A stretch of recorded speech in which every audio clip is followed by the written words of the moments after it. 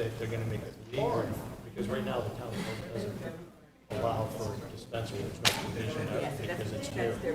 So now they're gonna say, okay, they're gonna allow it in this commercial district, which is, but it's no specific. I don't know where.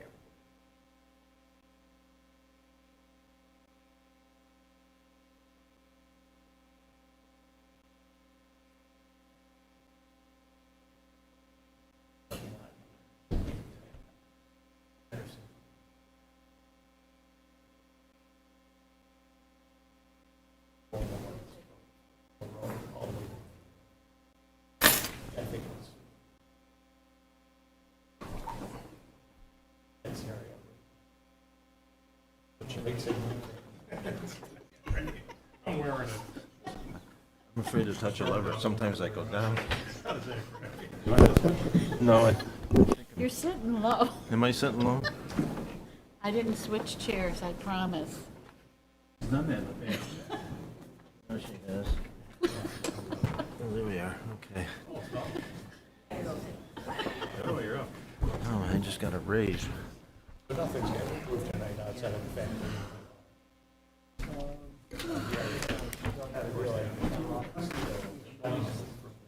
sales tax.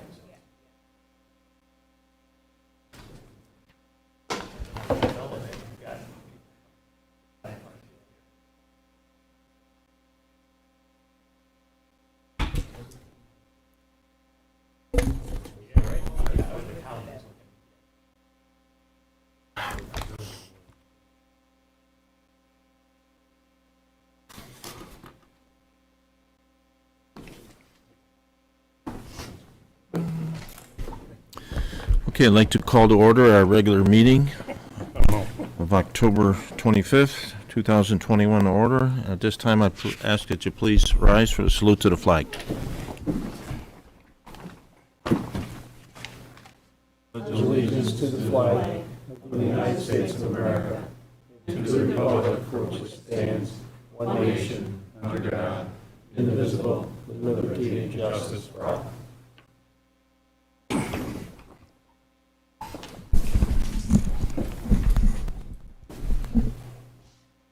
I'd ask we have 5 public hearings this evening. Ask the town clerk to please read public hearing notice number 1. A notice for the public hearing to establish the 378 County Road 9 Sewer District and consolidated into the Consolidated Sewer District, scheduled for the 25th day of October at 7 p.m. in the Victor Town Hall, was published in the Daily Messenger newspaper on September 21st and 28th and October 5th and 12th, and is posted also at the Victor Village Hall. Thank you, Karen. So at this time, I'd ask if there's any members of the public here to speak for or against the establishment of this County Road 9 Sewer District and consolidated into the Victor Consolidated Sewer District.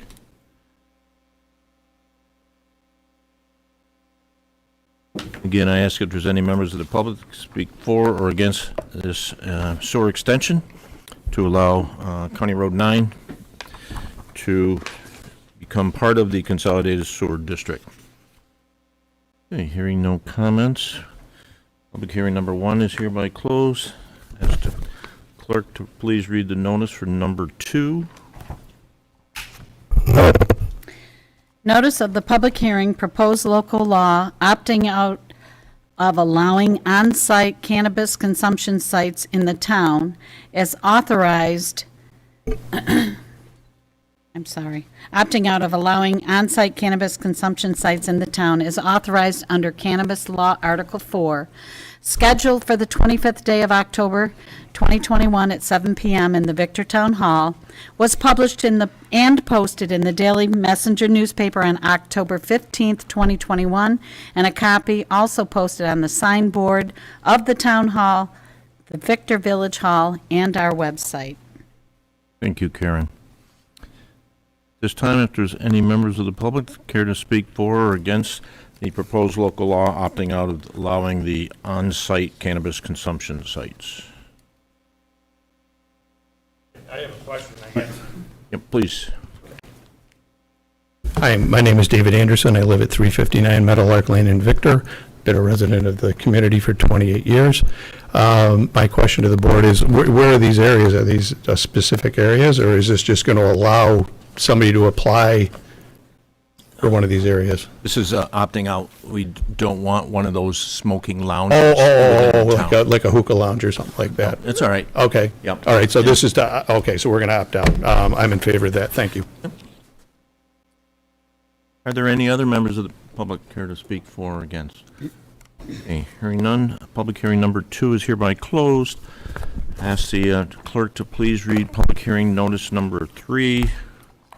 Notice of public hearing to amend Chapter 211 zoning to create a cannabis retail dispensary overlay zoning district, scheduled for the 25th day of October 2021 at 7 p.m. in the Victor Town Hall, was published and posted in the Daily Messenger newspaper on October 15th, 2021, and a copy also posted on the signboard of the Town Hall, the Village Hall, and our website. Thank you. Okay. To your question, this is the one, this is for the sale of, from a retail standpoint, and the intent of the zone is the New York State Thruway north to the Monroe County line and along the Route 96 corridor area.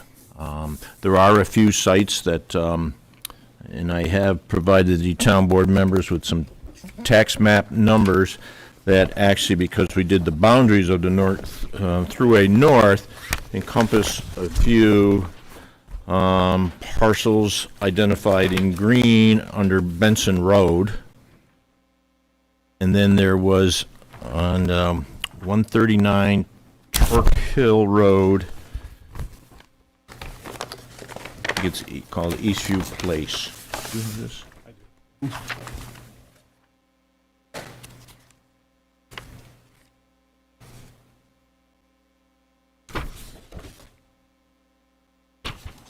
So the intent of the zone is, again, north of the Thruway to the Monroe County line in that commercial corridor or area only.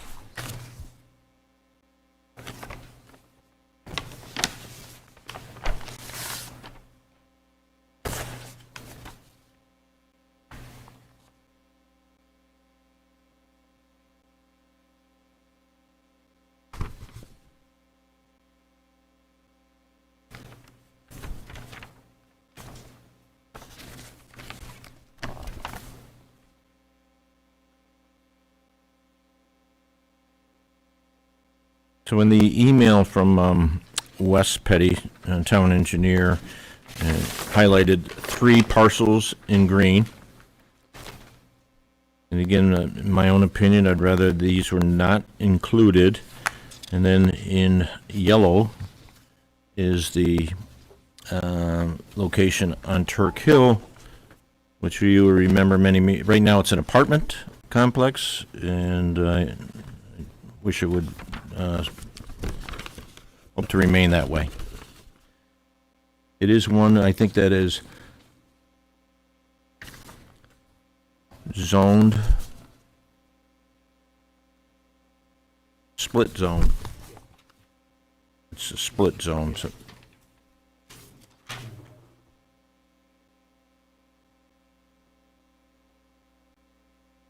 Yeah, so green highlighted one indicate parcels have 2 zoning classifications, residential 1 and commercial, as the zoning district boundary bisects the parcel. The yellow identified one indicates possible commercial zoning, but the county GIS data indicates this parcel has a PDD, which I think it was under a PDD years ago.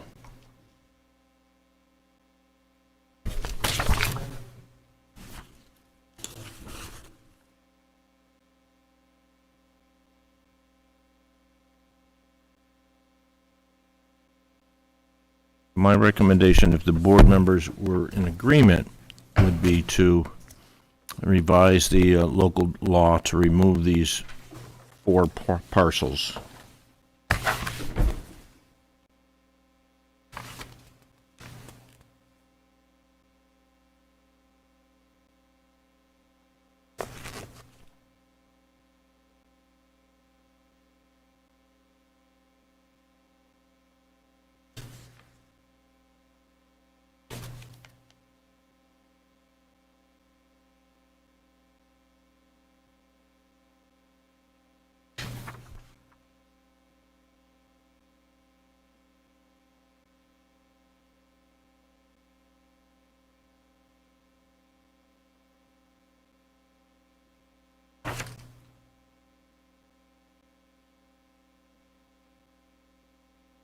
Any thoughts? I agree, they should be removed from. I agree that they should be removed. Okay. And again, we could certainly please, after you leave here, if you see anything else that's right, it'd be the time to make that change. 'Cause I don't think we have to go through, we would revise the local law, remove these parcels, republish, and then have a public hearing on the 22nd. We meet on the 8th. We'd have to renotice it, Yeah. and excuse me, set the public hearing on the 8th for the 22nd. Is that correct? Yes, you're gonna leave the public hearing open. Whatever you okay, that's fine. Okay. And then go to the county. My understanding is that the referral to the county is gonna take place tomorrow. So the county will have presumably any revisions, at least that are undertaken tonight. Will have the most recent law, so. Okay. And again, I apologize, ask again to the public, if there's anyone from the public that care to speak for or against this considered zoning by the town, so. So you go first.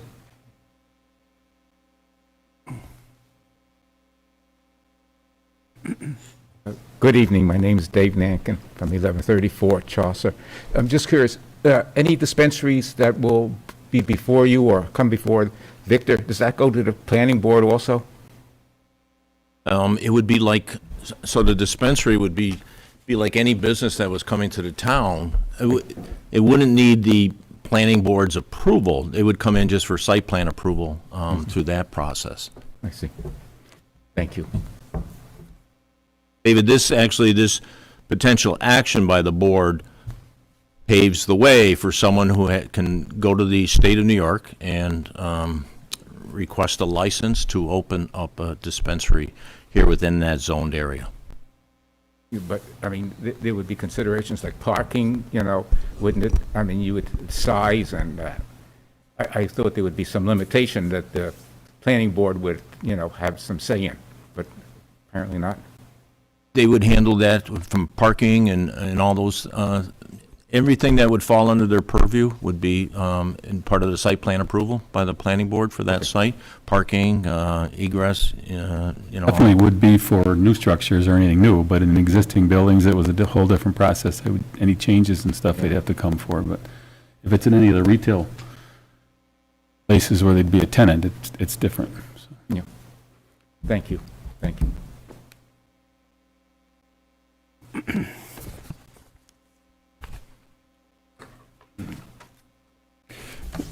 Dave Anderson, 359 Meadow Lark Lane in Victor.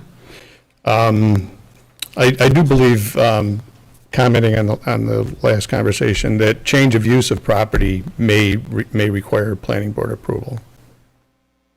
I was advised of that. In other words, if something isn't approved for that type of sale, then they would have to go through an approval process, correct?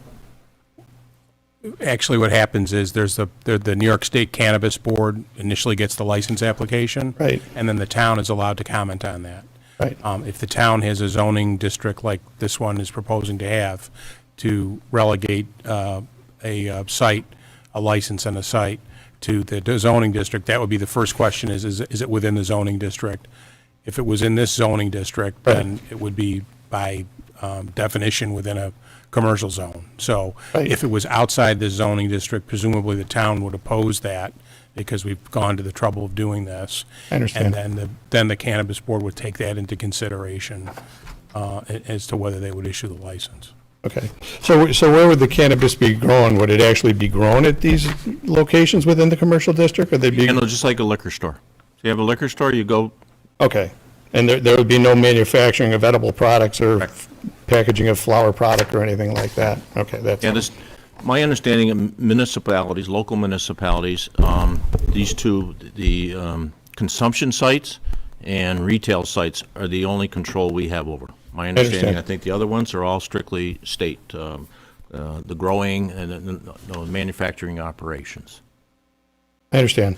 Okay, so it seems like there's a sudden gold rush for people to capitalize on the sale of these products. The people that potentially would benefit from this would be the owners of the retail outlets that got licensed through the state, property owners renting to these establishments, growers or farmers that produce the product and sell it to these retail outlets. Of course, there's tax revenue for the town, the county, and the state as well. And I do understand that there's potential for economic growth that may be attractive to the county. But I certainly feel that we should proceed carefully and wisely as this proposal could have significant impact on our community. In fact, cannabis use is not completely legal. There are new laws for the use and distribution of these products. I have some exhibits here I could be happy to share with the board. But adult use cannabis legalization, this comes from the state of New York, covers things like age of people, possession and how much, driving while high, restrictions, yada, yada, yada.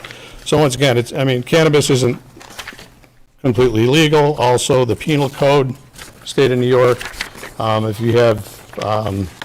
if you distribute cocaine, you're not licensed, marijuana, and you're not licensed, or you have too much, you can be charged. So I have these if you'd like these. Yeah, sure, thank you. We'll make sure that copies are made and distributed to all the board members. Okay.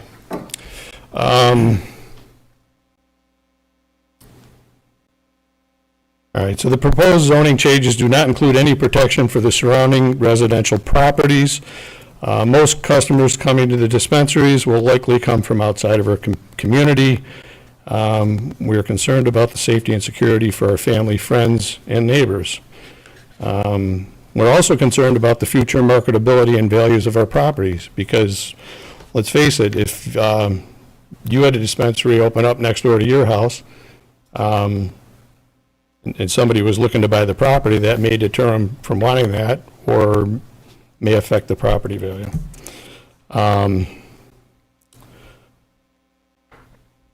There's other states that have legalized cannabis, and there's been some problems. This comes from the state of Missouri, and some facts here. There are higher rates of traffic fatalities while driving under the influence of marijuana. An increase in marijuana-related poisonings and hospital visits for children occurs. Increased violence directed toward marijuana dispensary owners and employees.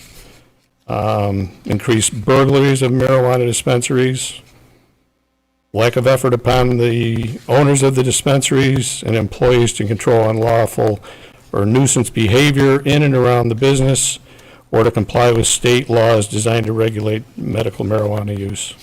It would also include recreational. Increased loitering, noise, litter, property damage, smoking of marijuana in public areas. Increase in offenses, including driving while under the influence, and an influx of criminal elements into the neighborhood where dispensaries are located. So these are documented in the state of Missouri. Thank you. So I did some research, and we'd like to see some restrictions put in here. If I go into the town code 211-22, section B, and I'll start with number 7. So this is talking to something that's not currently listed as a type of business that would be acceptable, and I think that's what you're trying to approve here tonight. It says uses of similar character to the permitted uses listed in subsection A, but not specifically listed herein, upon application for interpretation to and approval by the Zoning Board of Appeals as use as a similar in character, such use shall be permitted upon a finding by the Zoning Board of Appeals that the use indeed of the same general character as the above permitted uses, and it's in accord with the stated purpose of the district. and I want to refer to section E5. And this has to do with adult entertainment uses in businesses, adult bookstores, adult motion picture theaters, massage establishments, and adult entertainment uses by business shall only be located in the commercial district as designed by the town of Victor on its zoning map. So this is already approved. As amended from time to time, shall require a special use permit and shall also be subject to the following restrictions. And I'll jump down to number B. Such uses and businesses shall be a minimum of 2,000 feet from schools, churches, public parks, and recreation lands, municipal boundary lines, residentially zoned lands, and other specified uses and businesses set forth in this article. Measurements of these distances shall be from the property lines of the uses. So basically, I feel that the use of an illicit drug, marijuana, be it legal or not, it isn't completely legal.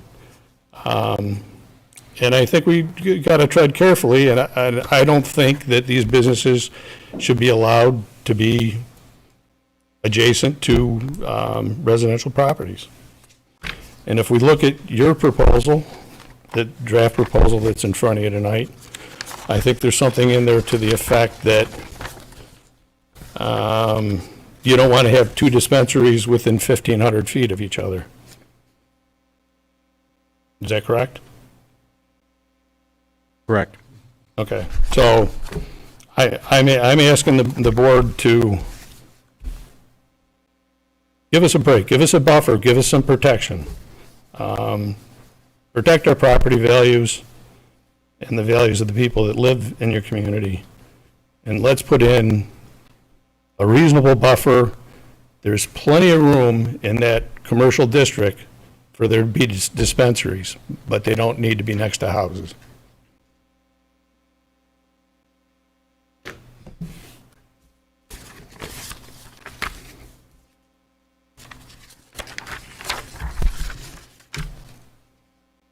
Hey, what was the number of that code again you referenced? Okay, well, first of all, to have something added that's not already a use that's not included in here, it's the commercial code, which is 211-22. And section B, number 7, refers to uses that aren't stated within the zoning. Okay? And then section B5 refers to adult entertainment uses, and I think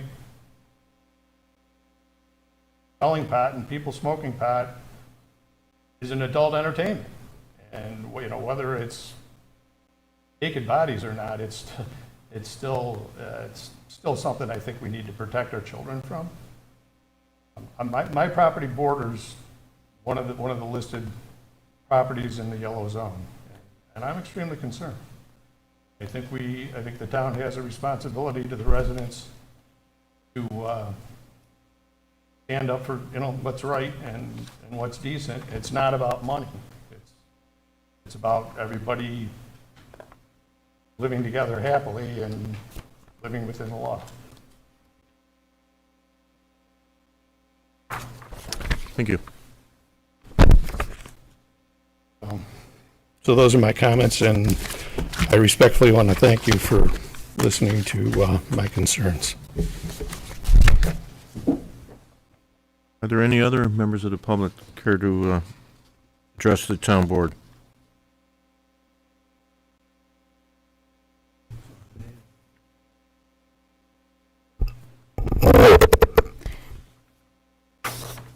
Yes, no, I just would like to mention, for the record, at your seats, you found a letter from Tammy and David Van Buren responding to this public hearing, and also in your packet, Heather and Mike Zolo. So I just wanted to mention for the record.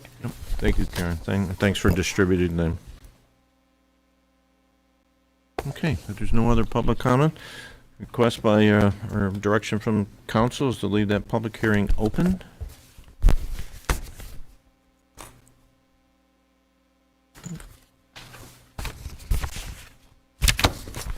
And we'll ask our clerk to read public hearing number 4. So Supervisor Marin, if we're going to leave that open, does that mean we'll pull the resolution? Correct. Yep, resolution. Vote on it tonight. Yep, no action.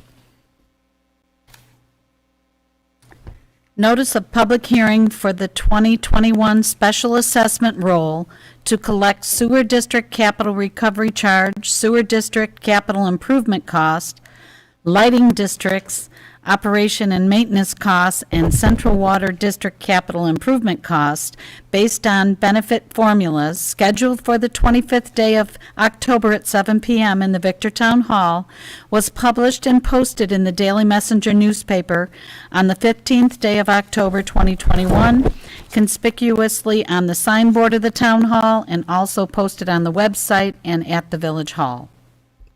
Thank you, Karen. With us this evening is our town assessor, in case board members have any questions as well for Ms. Marlene. So at this time, again, an opportunity for the public, care to speak for or against this special assessment roll for 2021?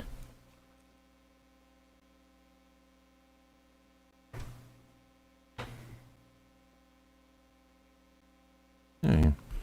Hearing no comments, public hearing number 4 is hereby closed.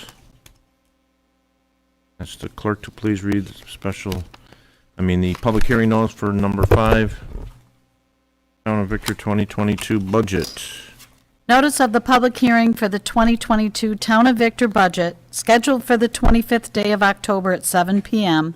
in the Victor Town Hall, was published and posted in the Daily Messenger newspaper on the 15th day of October 2021, and also posted on the signboard in the Town Hall, as well as the website and at the Victor Village Hall. And at this time, I'll ask our Director of Finance. He has a couple points that he wanted to make to the board, and then I have some prepared comments as well.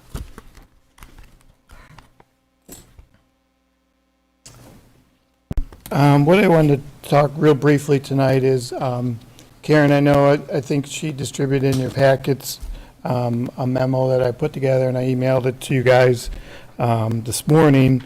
A couple of the 2 adjustments actually to the preliminary budget that we had put together. The first one is the addition of a Highway Department MEO. You guys were all very involved in those discussions for that. And what that'll do is it'll add $85,000, which is a fully loaded cost of that person, to our budget. That will result in our total budget appropriations to be increased from the 13.9 million to 1469,936. Our tax rate will not be increased from that. That's going to be taken out of our extra fund balances that we have. So the tax rate going forward will remain the same. And the other adjustment will be to the consolidated sewer property tax. In our initial budget we put together for the preliminary, there's a little increase of the bond payment and interest this year. And the initial go-around, I had that listed under the tax levy. I know one of our big goals, as everybody put in the budget together, was trying to keep the tax levies the same as last year. So as you all know, we were in pretty good position with our fund balance. So I'm recommending we move the $38,400 extra from the tax levy to the fund balance. So everybody who is levied taxes on for the sewer will remain the same as last year. Again, that's not going to result in any additional taxes to anybody. The tax rate, again, will stay the same. So those are the 2 adjustments really we're looking at from the preliminary budget to hopefully adoption of the budget tonight. I also wanted to talk real quick on some of the highlights. As we all put together the budget over the last couple months, our big goal, I think everybody's goal was, 1, increase our services that we provide our town residents, and also to try to keep the tax rate the same. to feel how we can absorb the extra burdens without putting that on the taxpayers. And a couple ways we're able to do it. As you guys all know, our revenues are strong for the town. The outlook for both the sales tax and mortgage tax look very good. We're conservative in our projections, but again, it's a real strong outlook for next year. And increase our town services. Certainly, we opened up the Parks and Recs Department this year somewhat.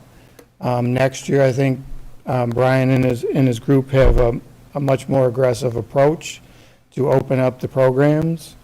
And the nice thing about that too as well, that Brian's thought is a lot of the cost recoveries is part of this. He's really thinking about how viable are the programs to the residents and the costs of each of the programs to make sure those kind of can meet so it's not absorbed by our taxes. A couple other things we're doing for the residents is Mark's Highway Department continues to fix our roads and streets throughout the town. We have a nice long-term plan to do that, but next year he has another couple good projects in his budget for next year. And our IT group, we've been putting off some upgrades the last couple of years for our IT services, and I think there's some things in there that are really warranted that really need to get done for next year. So again, tax rate still stays the same at $1.74 per thousand assessed value with all these changes. So hopefully then tonight we can move to look to adopt the budget. So then the final step, I think what we need to do is we're all aware of, the fund balances that we do have. And hopefully in November, we can get together as a group and talk about what we have in reserves, what we have in unassigned fund balance, and how we can actually earmark those to the projects that we're looking. We have a couple things we're looking at, a highway department, courts building we need to address, and some other capital items within our complex here that we need to consider. But we have some good, good fund balances to look at, but also some good growing opportunities for the town, so. Rich, I want to thank you, our Director of Finance, your finance staff, and all the department heads for their continued fiscal awareness. As always, I wish to thank the town board for their role and support throughout this budgeting process as well. So, thank you, Rich. Any questions for Rich? Thank you. Okay, thanks. Real quick, the 2022 budget was prepared using the budget guidelines established by the finance director. All of our town departments did an excellent job working within these guidelines and preparing budgets to address the current and future needs of their departments. As we calculate the lasting effects of COVID-19 pandemic, we have continued to use fiscal caution and restraint and apply the lessons we've learned through this crisis. We have done this by making government leaner and using taxpayer dollars more efficiently. As Rich mentioned, flat tax rate for 2022. The town board has prioritized keeping our taxes flat and controlling spending to ensure that the town of Victor remains an affordable place to live, work, and raise a family.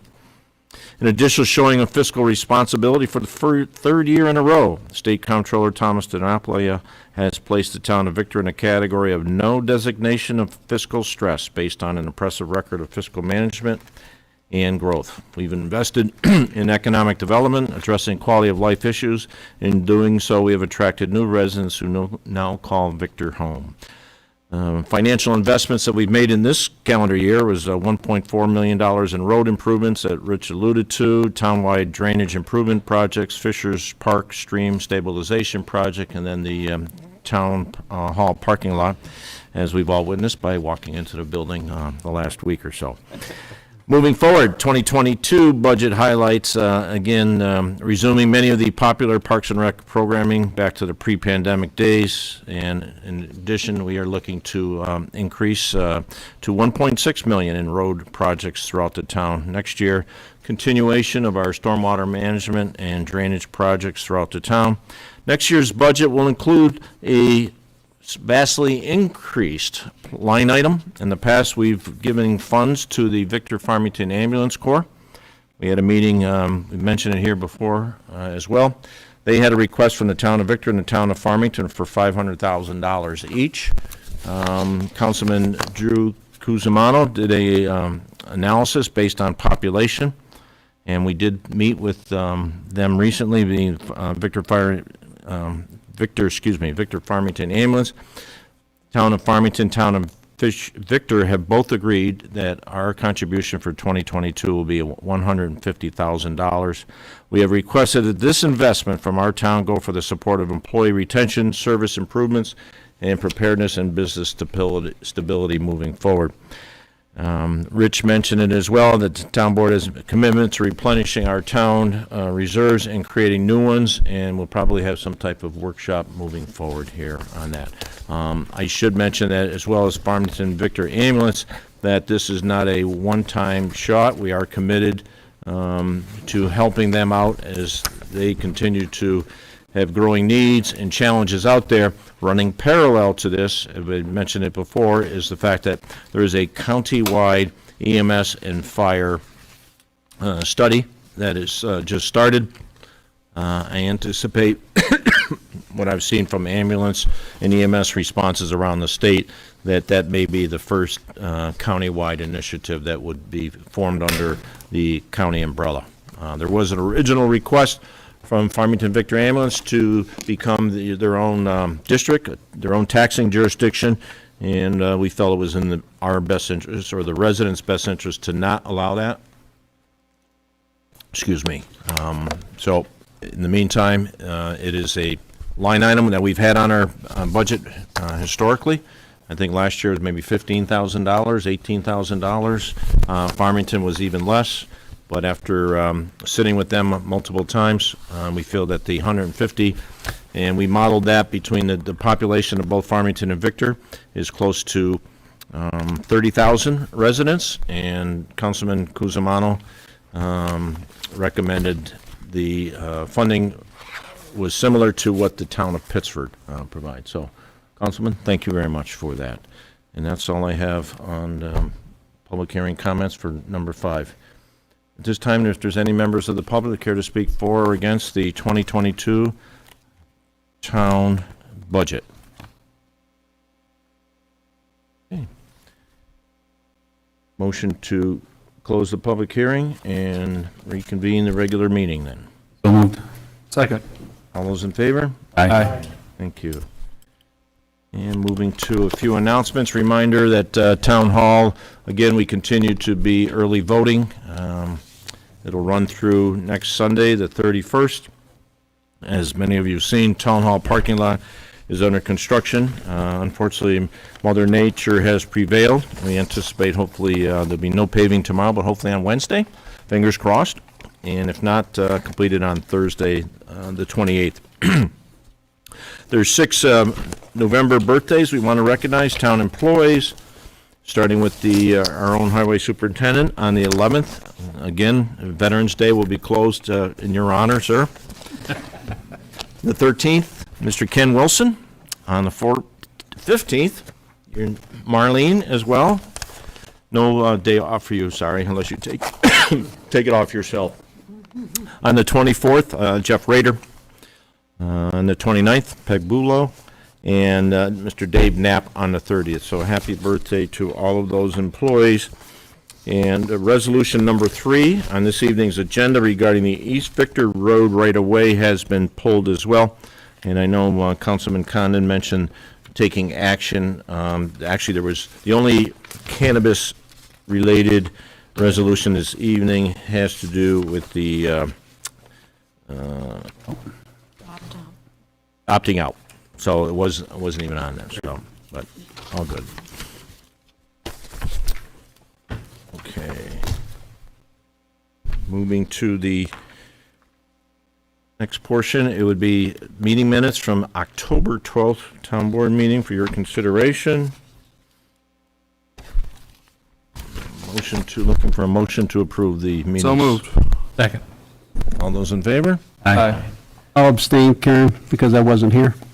Okay, 1 abstention. And when our town clerk is ready, we'll ask her to introduce manifest number 20. Manifest 20 for 2021 in the amount of $390,308.23 has been reviewed by the Victortown Board with the following accounts charged: General Townwide, General Outside Village, and Highway Townwide. Thank you, Karen. As you can see up on the screen, number of expenditures that are in the range of or exceed $5,000. Starting with number one is payment to B&M International. This is for our November courts rent. Number two, Bluestone Creek Development for November rent for Parks and Rec facility. Next is payment to Civic Plus for the annual software renewal. Next is payment to Guardian for dental coverage. Isaac Heating for heaters and at the recycling center and service calls. Payment to Lehigh Hanson for material for various town road projects. Payment to MVP for November healthcare. MVP for November retiree healthcare.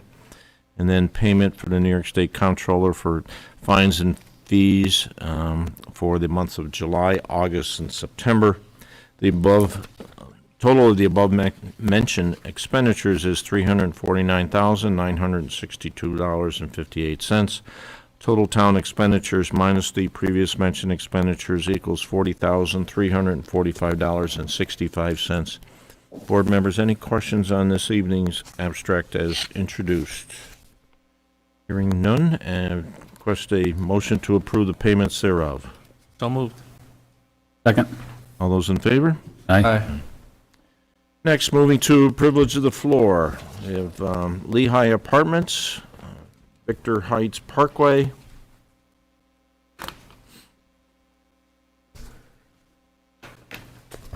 Thank you.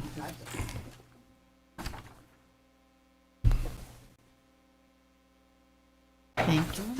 Thank you, Bob. Thanks, Bob. Thank you. Thank you.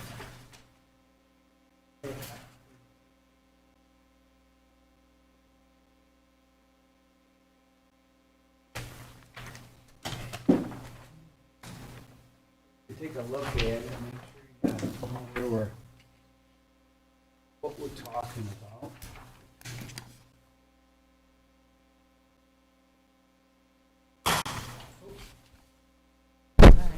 The destruction there. Thank you, sir. Thank you.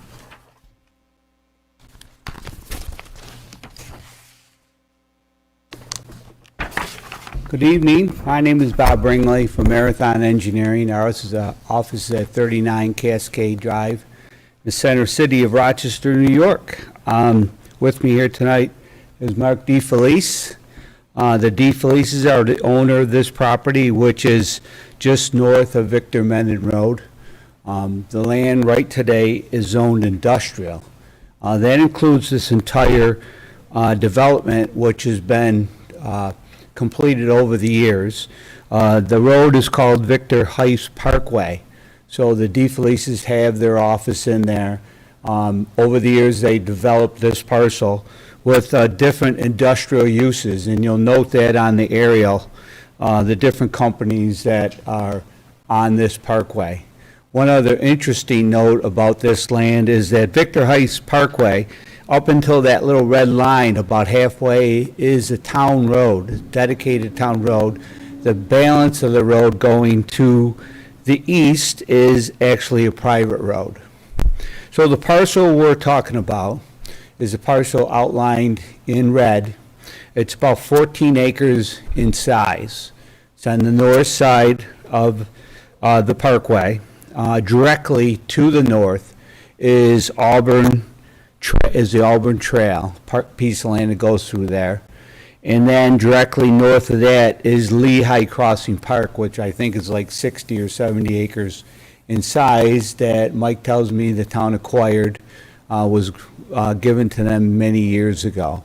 That park is more of a passive park, and it includes a lot of wetlands and interesting areas with an extensive trail system.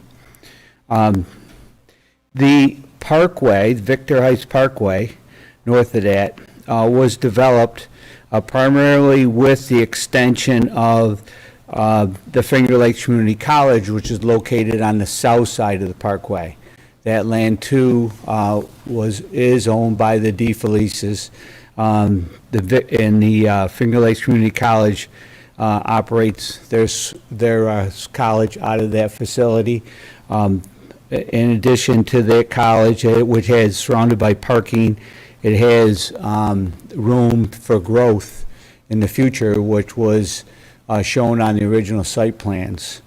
The parcel on the north side and the northeastern side, which from the area you'll see is kind of wooded, that's mostly wetland. So it's a federal wetland, not a state wetland.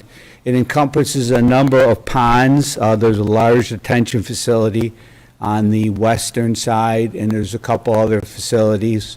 Victor Heights Parkway includes all dedicated public utilities. So public sanitary sewers go through, public water, extensive storm sewer system, and the land was cleared, the gray area was cleared for some future industrial use.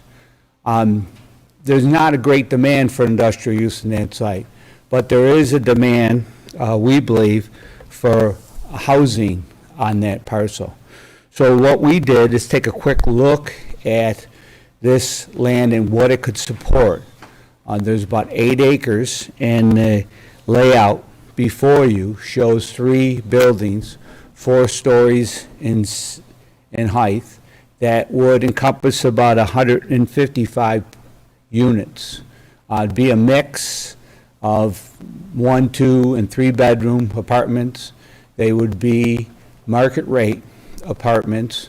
There would be 2 parking spaces. What we propose is 2 parking spaces per unit, and a number of them will be covered. Now, how do I know all that? I don't, okay? Because our main purpose before you tonight is that this would require, because it's zoned industrial, some type of rezone. So we had a meeting about 3 weeks ago with staff. Jack and Mike were there. We presented this, and they thought it'd be smart for us to come at this early stage and see if the board agrees with us that this would be a good opportunity to rezone this from industrial to allow for a residential type use.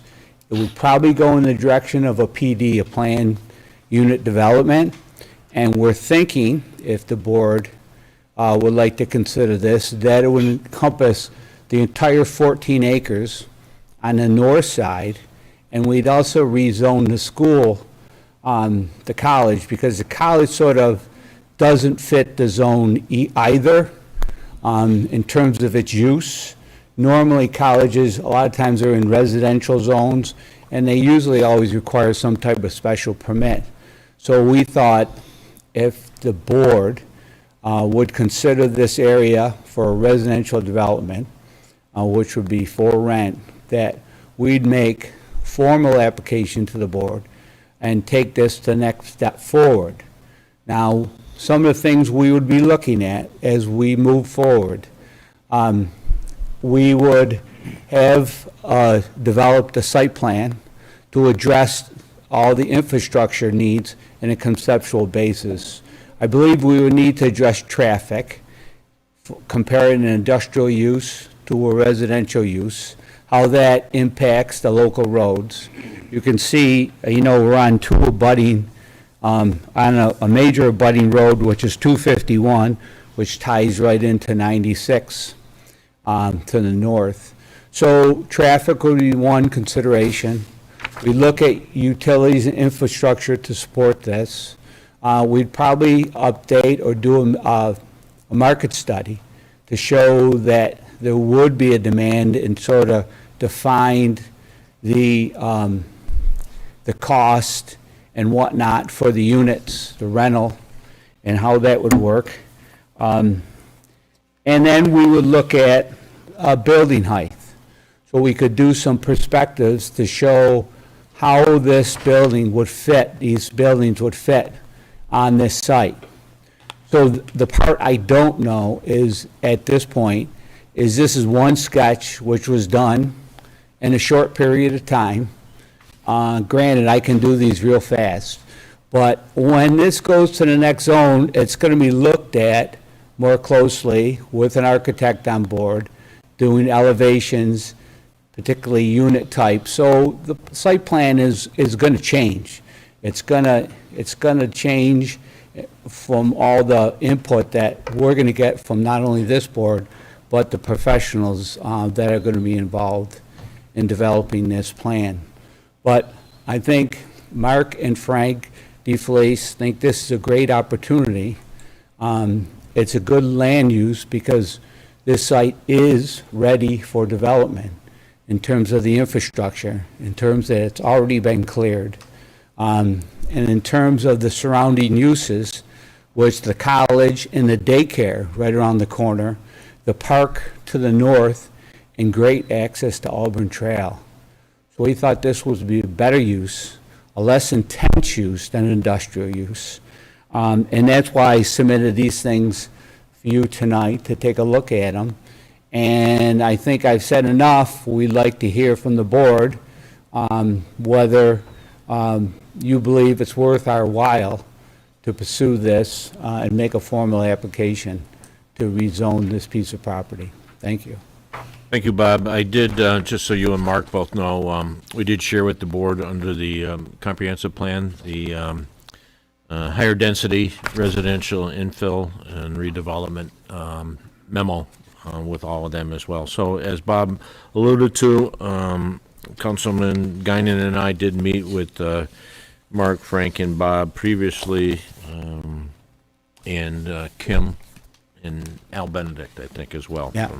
So we had some comments. Probably, I think Councilman Guinan as well.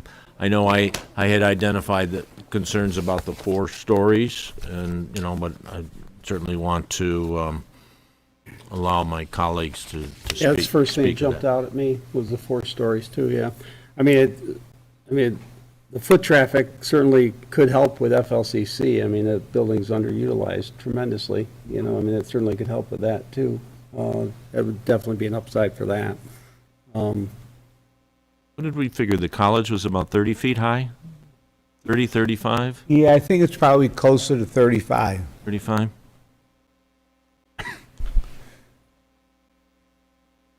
And again, we could do some things with that building. And again, the idea of going 4 stories is the 4th story is basically free. I mean, you have everything there to add a story, and to make the footprint smaller. You're going to have an elevator anyways to go up an additional. And what we've seen with this type of apartments in the last 10 years is the majority of them are now wood framed, and people have been very successful, and the minute they open, they're full. So there is a definite demand just from past experience. As far as the 4-story, the vantage point, I mean, the one benefit that I see from the proposed property is, that's relatively concealed. It's not proximal really to any residential areas. I mean, it has a undevelopable area immediately to the north. So I guess the vantage points that you really would think about that would be obvious would be the 251 corridor and Route 96. Do you have any idea yet of the 3-story versus 4-story? Would it be, driving down 96, are you going to notice a 4-story, whereas a 3-story may be hidden? I guess I'm more so curious, and not to say I wouldn't support a 4-story potentially, but do we notice a 4-story any different than a 3? I have no idea at this point. Again, that's why we'd have to actually do a study and superimpose those buildings in that location from those vantage points. So we've done that before, and it's really quite effective. So I think from my initial impression, I would be, pending maybe some of those, if you were able to put together some of those views of what it would look like superimposed on there, as long as it didn't show an outward difference in the 3 to 4 story, I think that this is a nice area for that, specifically because it doesn't have residential areas nearby. I think it fits into this area well, and like I said, that area to the north of there is going to be permanently wild with the federal wetlands. So I think that as long as it was, fitting for the area with 4 stories, I think that could work. Thank you. Typically, Bob, what I like to do when I see something like this that comes across my desk the first time, and getting eyes on it for the first time, is I'm not going to do it in the rain this week, but when the sun's shining, I'll take a drive out there, and I'll get out, and I'll actually walk down the trail a little bit. I mean, you can see the college, obviously, from the trail. If you look up, there's a little footpath that goes over that way, but Right. I like to get out there and take a look at it and then try to visualize, your little sketch. I mean, obviously, when you get into site plan, obviously, it'd be a lot different, but I like to get out there and look at it, and I agree with Drew in that it looks like it is a possibility of something that could fit over there, that would be good, but I just want to get over there, and I do like the idea, like Drew said, I want to see that shot coming down 96 to see what are we going to see looking over behind the Indian house and looking over that way. How much of it are we going to see? How much of it's going to be covered by the trees? How much of it's going to be jumping out at us, so to speak, versus kind of tucked in there? Yeah. And we brought that up when we talked to him, because it's the first thing that was brought up in public hearings with other ones like that. Now, Fisher's Road was the height and what you saw. I think I went out after we talked, and there is a visual elevation drop from 251 back towards the wetland. I almost think there is somewhat of an elevation drop from 96 down that probably wouldn't impede it, but I think the biggest thing you look, and it fits in well with what we did with Auburn Creek. It's more of the same type visual. It's a good spot for it. I think it is, Hey, you don't notice the Auburn Creek apartments, they're behind the, so, and a change of zoning is probably a good fit there. It's just that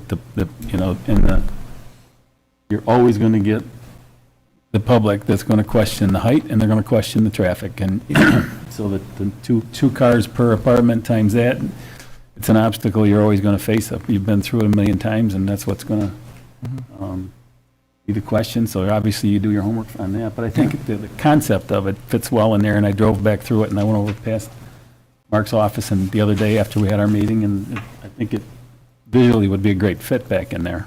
Well, you could have as many people heading towards the city and going down 251 to 64 and heading into the city that way as well, too, so. So, from that standpoint.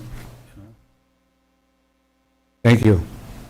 I think in general terms, I mean, I'm relatively new with the town board, but I've been here living for 8 or 9 years, and I think that, we do have somewhat of an adversity to the going above 3 stories, because historically we haven't.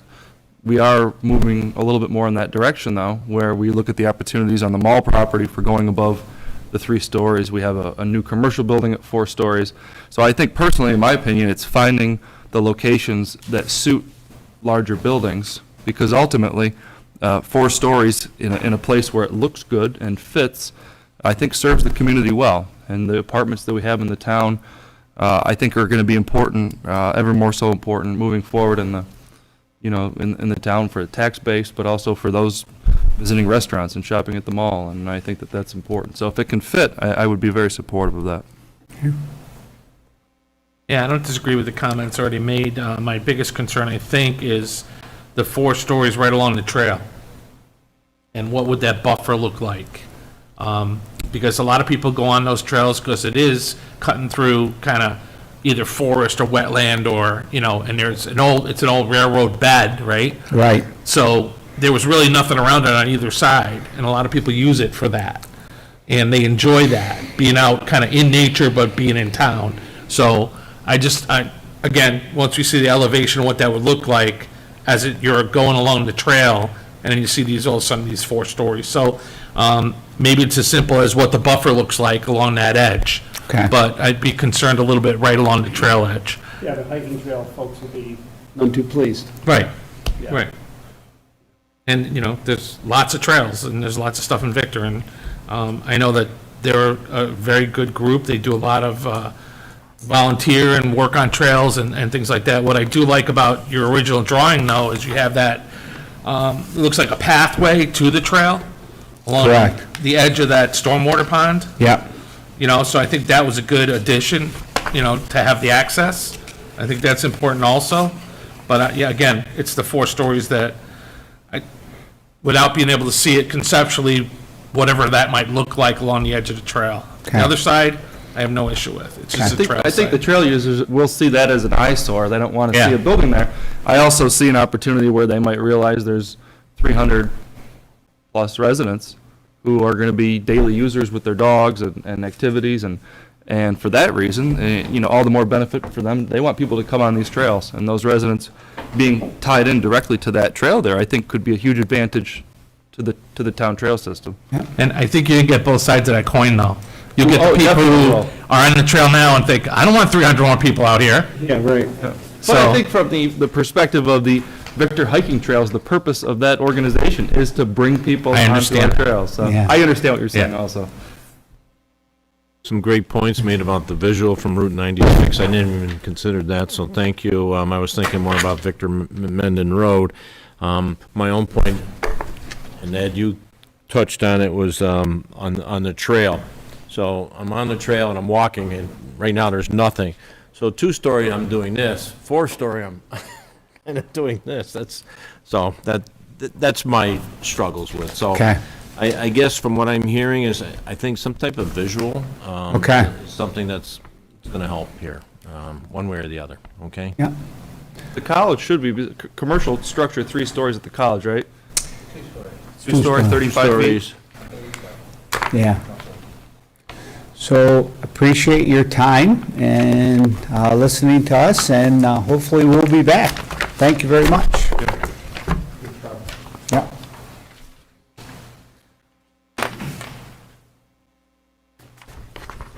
It may be zoned in that region for 35 feet, but I'm not sure 100%. To your point, the school's 2, but it's a tall 2. It's, yeah, so, okay.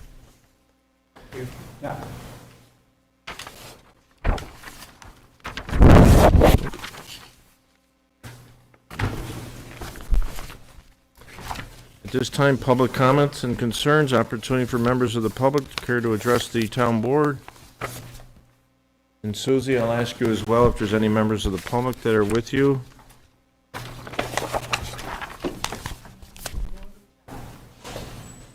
Okay. We have in your packet report from the highway superintendent. Were you, Mark, I have to ask you, were you surprised at the Monroe County Municipal Auction, the value you received on some of those pieces of equipment? No, the quotes they gave us were pretty close, so reasonable. A 2009 Ford Escape for $5,000? Dialed it up pretty good before it went. Yeah.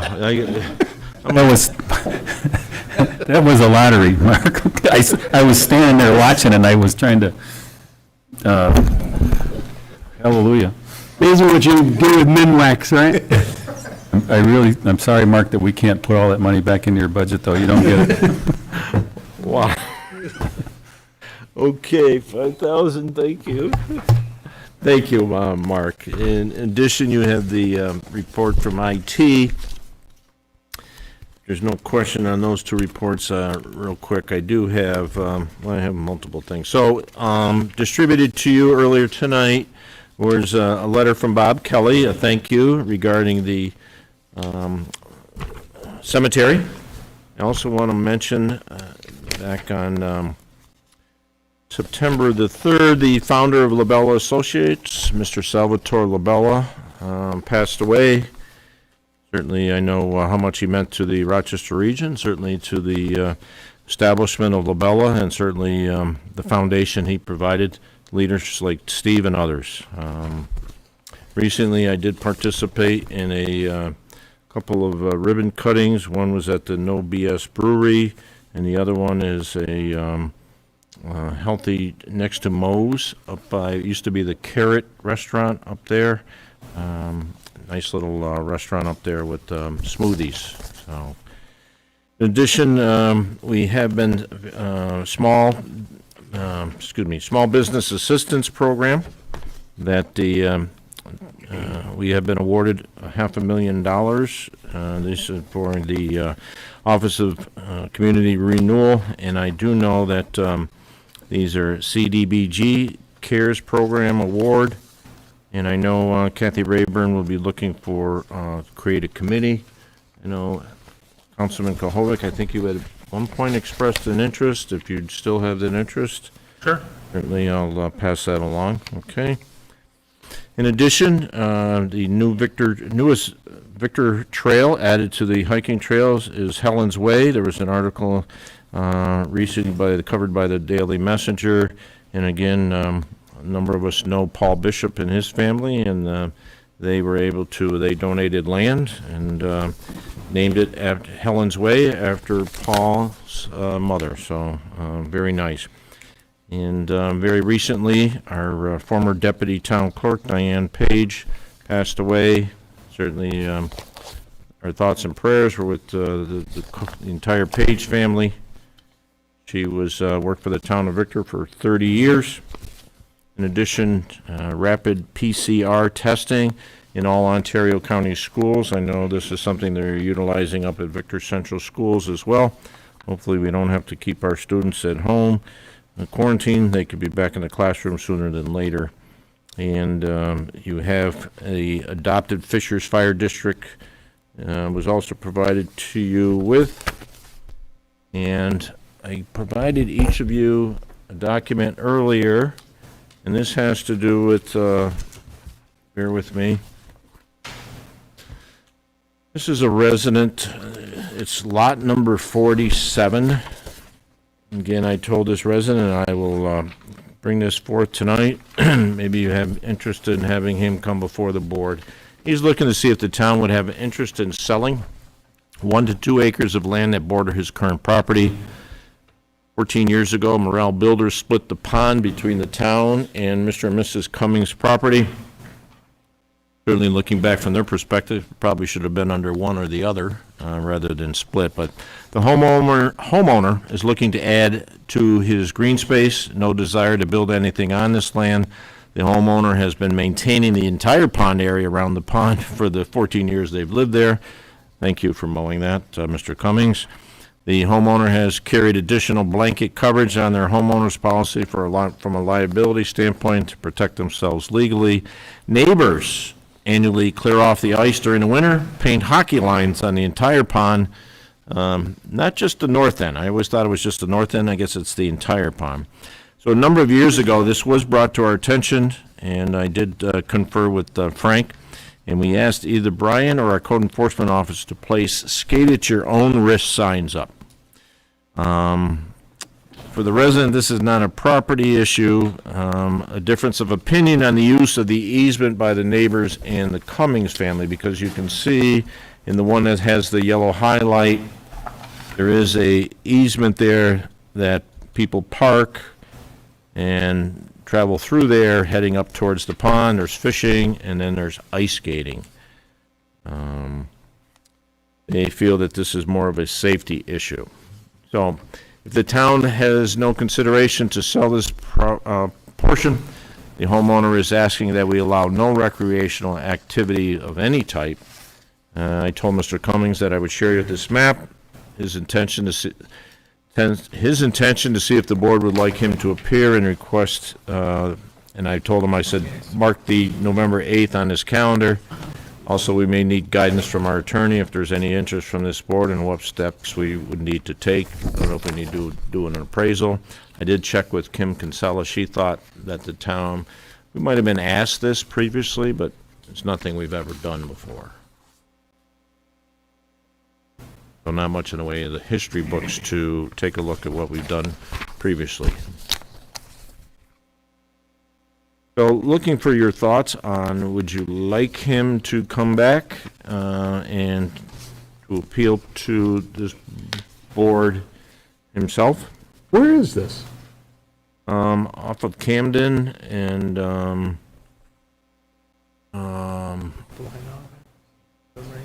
Camden Hills. Oh, so it's up in the Lehigh Hill? Yeah, yeah.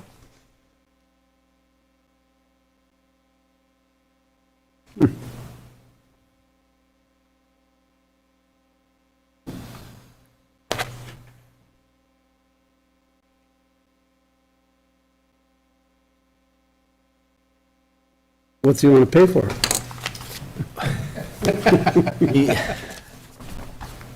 We get some sidewalk money out of it. Well, it is an option. He said he'd be ready with his checkbook, but I said, I don't know what, so that, council, would it be, we would need to do an appraisal of an acre or Yeah, two, it's- or? It's not my area, but I would assume that would be first step. Yeah, I would think so too. You have to do that Would just you- to make sure. Would you like him to come back on the 8th and appeal to the board or? Well, could we do an appraisal first of what he's looking, I mean, what that area is? I mean, can we? We haven't. Yeah, to get an idea. Yeah, get an idea if it's worth our time. I want to go up there and take a look personally. I've been up on that road once, I think. Getting fair value. Just, Yeah, yeah, fair market Yeah, so value, you're not- obviously. Or more. Or more. But what's his intent once we sell it to him? He's going to get a hockey club. I know, like, He's gonna have his, yeah, they'll be alternated, so the days that you can't skate at Dick's, you can come here. yeah, So technically, right now, that pond is our property? It's split. He's- Mark, do you? Not aware of it. Not aware, yeah, Keith would be better. So it's, if you look at the map, it's half town, half theirs. That's great, Yeah, it wasn't ideal. yeah. but is all of it inside the conservation easement or not? This says proposed conservation easement. I think we probably should have Keith and codes look at it. Yeah. Obviously, and, take, the experts take a look at it to find exactly what it is and what we're looking, and then we could figure out what we, right of ways we have to maintain. I mean, Mark needs to get up there and see what do we need, to continue to have access up through there, and, I mean, there's a lot of moving parts on that. I'm certainly not opposed to getting rid of half a pond. But, Mark, what are your initial thoughts? What do you, I mean, you're, Willing to buy it, it's one of the less time you gotta maintain. well, that's what I'm thinking too. I'm thinking if, and I think the other thing is that you put some signs up there, but there still is a liability issue if you Yeah. own half the pond, whether you put signs up there or not. If kids are skating on it. Yeah, which we found. They had everything but a Zamboni up there, so. That's what they need the right of way for, or the Well, and easement. then, We enlarge the easement for the Zamboni. but then we sell it to him, and then we could have an issue also on with all the other residents saying, hey, all these cars are parked now, they're all trying to get through to get to this. It's like, or Mark might, wintertime plowing, you can't plow because there's cars everywhere because they're going to skate on the pond. Well, if he owns it, he can police it. He can police it, it's not our obligation anymore. I think your point's well said about getting Keith and Yeah, our let's get- internal folks involved, so they can give us some. Yeah, I think it's premature to bring him back at this point, but Yeah. he has thrown it out there. I think we gotta do some homework and check it out. Okay, and the final item I want to mention is that,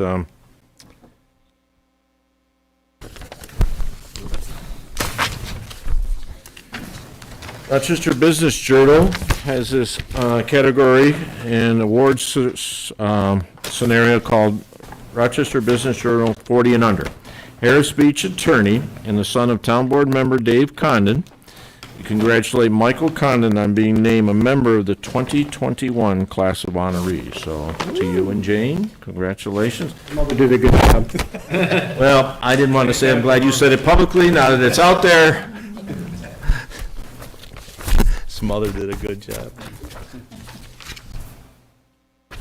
Are you going to the, how many, are they allocating tickets? I mean, I have no idea. wow, That's the first I heard about it. really? No, I heard about it. Jesus. Jamie told me. Mike didn't, Jamie told me. Okay. Board members, do you have any committees you'd like to report on? Moving to the resolutions, and again, resolution number 3 has been pulled. We'll start with number 1, agreement with Pamela Warren. So moved. Second. All those in favor? Aye.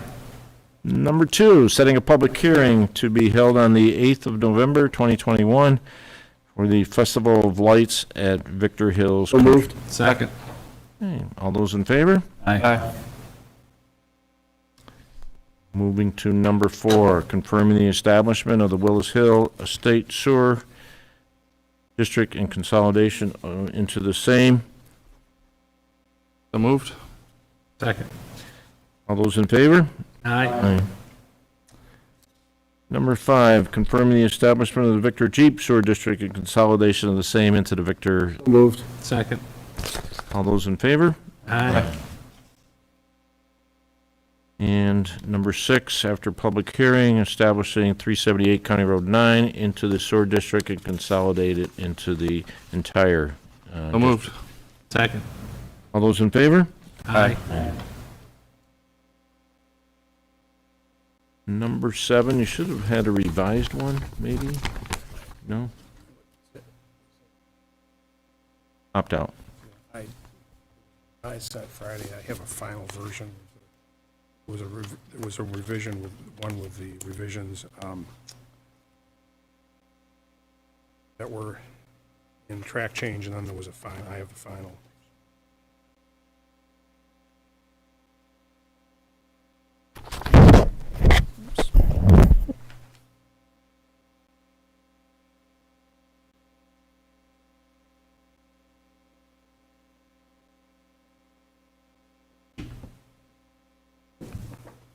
And unfortunately, here's what I have as revised. Unfortunately, I didn't keep my original.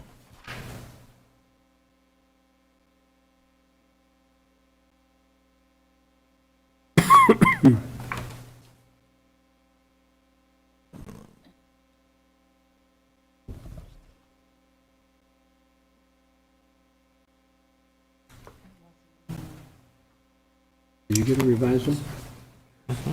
That's all. Let me see. I'm looking right now.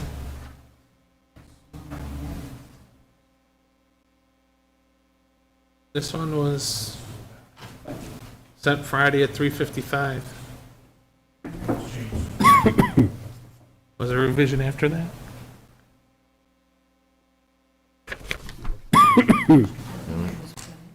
What's that? I think that's it. It was This is sent it. Friday at 3:55. Yeah. So you have that one then? Yeah. This is the right Okay. one in the packet. Okay. Okay.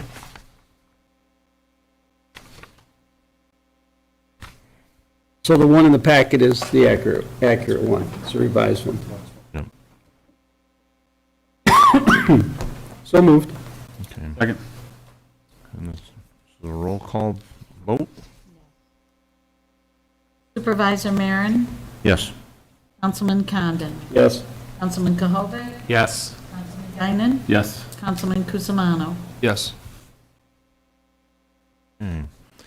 Number 8 is after public hearing for the 2021 special assessment roll to collect the sewer district and capital recovery fee. So moved. Second. All those in favor? Aye. And number 9, after public hearing, adoption of the 2022 budget. Motion to approve this. So moved. I will second that and thank Rich and his staff and department heads and all the hard work that the town employees put into putting that budget together and continuing with the transparency. And, you know, I know it was your first go-around, Rich, with a budget, and I'm very pleased with the work you've done, and I want it noted. So, thank you. Thanks, Rich. Okay. Well said. Thank you. All those in favor signify by saying aye. Aye. Those opposed? Congratulations, Rich. One thing I think I know we mentioned, originally I had mentioned that November 8th was going to be a pay bills only. As you know, that's a full-fledged meeting, started at 7 p.m. on the 8th. Public comment, an opportunity for the members of the public to speak to the town board. David says no, Susie says no. Motion to adjourn this meeting. So moved. Second. All those in favor? Aye.